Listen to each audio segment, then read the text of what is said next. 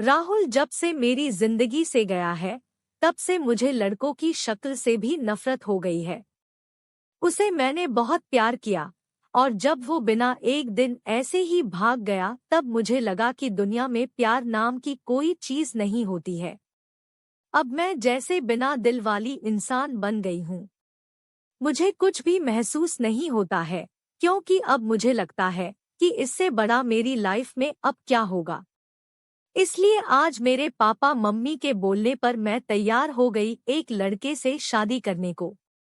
पापा का बोलना था कि एक बार उस लड़के से मिल लो। मैंने मना किया, क्योंकि जिसको मैं इतने सालों तक साथ में रहकर नहीं पहचान पाई, तो अब एक छोटी सी मुलाकात से एक अजनबी को क्या पहचान पाऊंगी। लेकिन लड़का भी मुझसे मिलना चाहता है। मैंने उसको मिलने को हामी भर दी। सच कहूं तो मुझे अब किसी भी बात से कुछ फर्क नहीं पड़ता है। हमारा मिलना तय हुआ डिनर पर।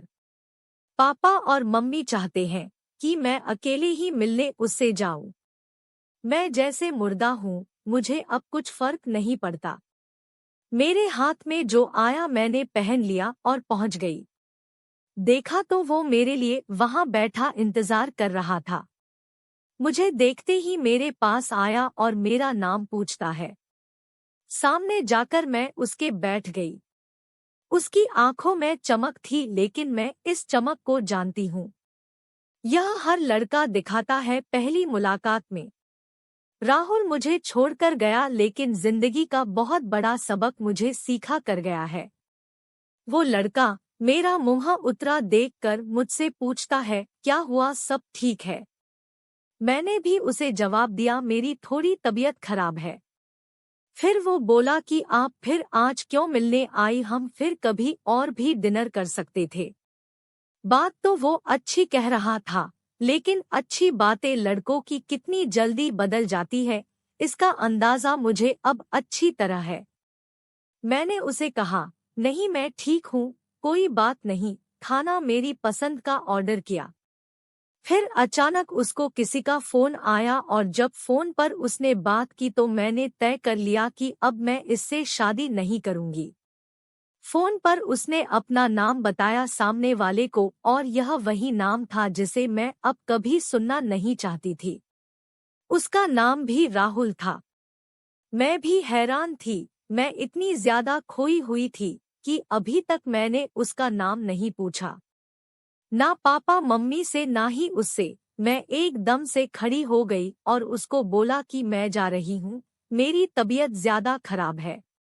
वो जैसे घबरा गया, मुझसे बोलता है कि मैं छोड़ देता हूँ आपको गाड़ी से, पर मुझे अब उसके मुंह से कही हर बात कांटे की तरह चुभ रही थी। उसको बिना जवाब दिए मैं वहां से चली जा रही थी। वो मेरे पीछे पीछे आ रहा था। मेरी आंखों से अब आंसू टपकने लगे, और मैं बाहर टैक्सी या ऑटो का इंतजार करने लगी। आंखों में मेरी आंसू देखकर उसने मेरी बाह पकड़ी और मुझे गाड़ी में बैठने को कहा। उसने मेरी बाह पकड़ी, बस इतना तो बहुत था मेरे अंदर की आग को निकालने के लिए, और मैंने उसके मुंह पर जोर से एक थप्पड़ मार दिया। वो जैसे हक्का बक्का रह गया, और फिर उस राहुल की भड़ास इस राहुल पर निकली, और मैंने कहा, तुम लड़के अपने आप को समझते क्या हो? जो मन चाहा वो करोगे क्या? जब तुम्हारा मन किया किसी का हाथ पकड़ लेते हो, जब मन किया बिन बताए भाग जाते हो, और वो बस चुपचाप मुझे खड़ा देखता रहा। टैक्सी आई और मैं बैठकर वहां से चली आई। आते वक्त मैंने उसका चेहरा भी नहीं देखा। अपने कमरे में आने के बाद 1 घंटा मैं और रोई, पापा मम्मी को कुछ नहीं बताया। सुबह मैं जगी, लेकिन सच बताऊं तो रात को जो भी मैंने किया उसका मुझे कोई अफसोस नहीं हो रहा था। मुझे लग रहा था कि यह थप्पड़ मैंने उसी राहुल को मारा है। थोड़ी देर बाद ही बाहर हॉल से मुझे आवाजें आने लगी। मम्मी मेरा दरवाजा बजा रही है।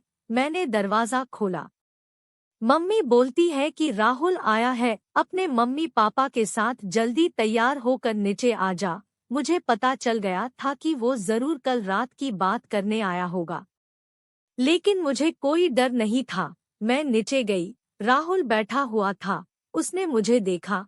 मेरी मम्मी किचन में थी इसलिए मैं किचन में चली गई।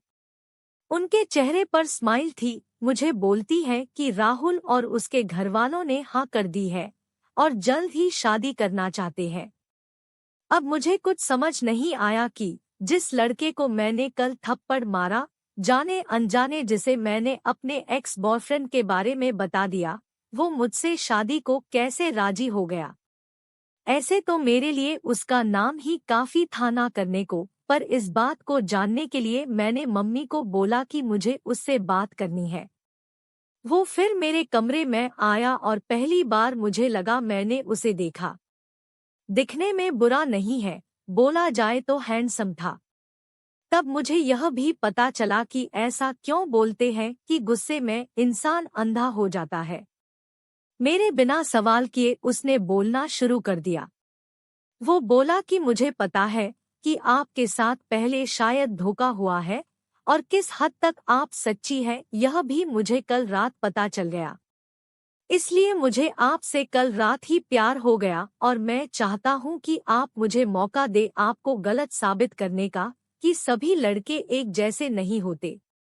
उसकी यह बात सुनकर मैं ना नहीं कर सकी। एक वो राहुल था जो मुझे प्यार पर से विश्वास उठा गया और एक यह राहुल था जो फिर से मुझे बिलीव करा रहा था कि प्यार होता है।